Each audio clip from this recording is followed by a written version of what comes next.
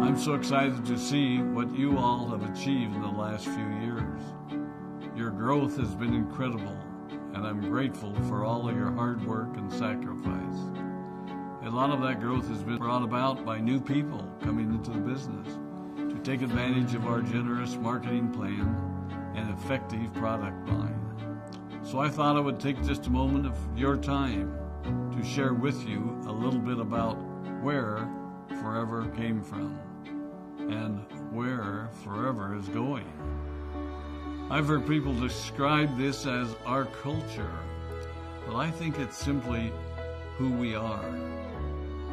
Several decades ago, I was an executive for a real estate development company called Del Webb. And at that time, there was a lot of excitement about a new business concept.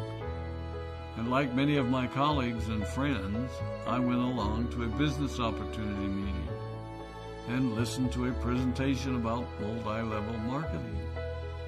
I immediately fell in love with the concept that people would be motivated to help each other and be able to make a living doing so.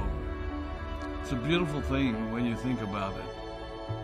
Although I was enjoying my career, I didn't think that I was contributing as much as I wanted, or as much as I could, to improve the well-being of the people around me. Inspired by the concept of people helping one another, I set out to write a marketing plan that is almost identical to the one that we use today. As I developed it, I had two goals. One was to pay the highest bonuses possible and still be able to run a company effectively.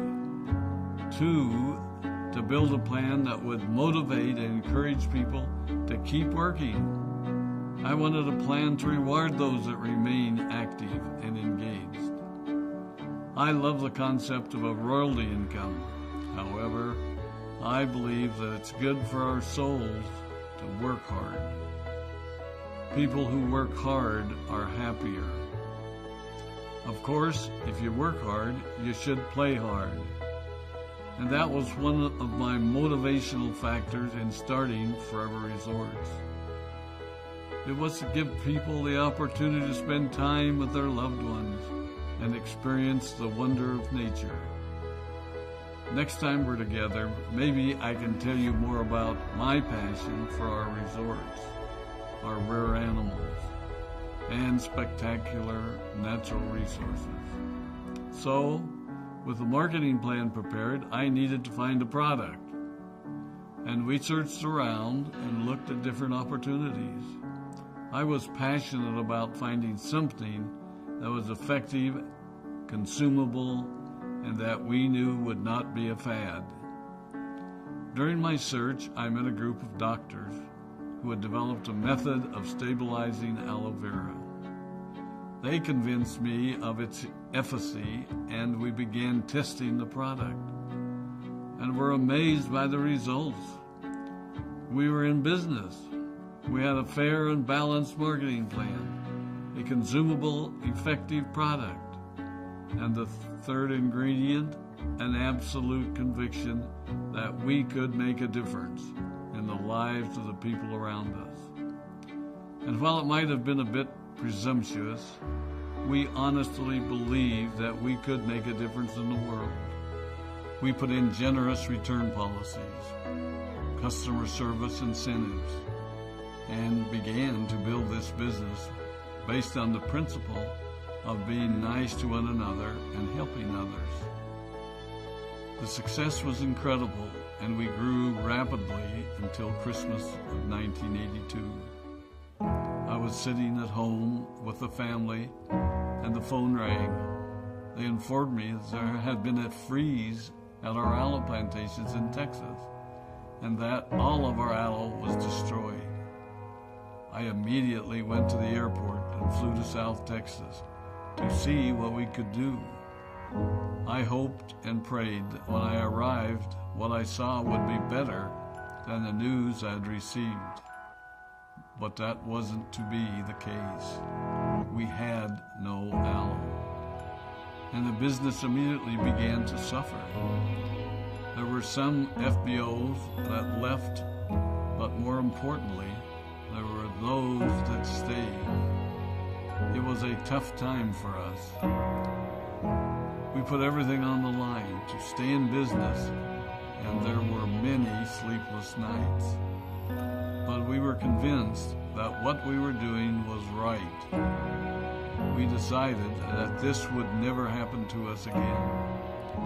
We flew out to the Dominican Republic and purchased as much land as we could and began planting aloe in one of the safest weather zones in the world.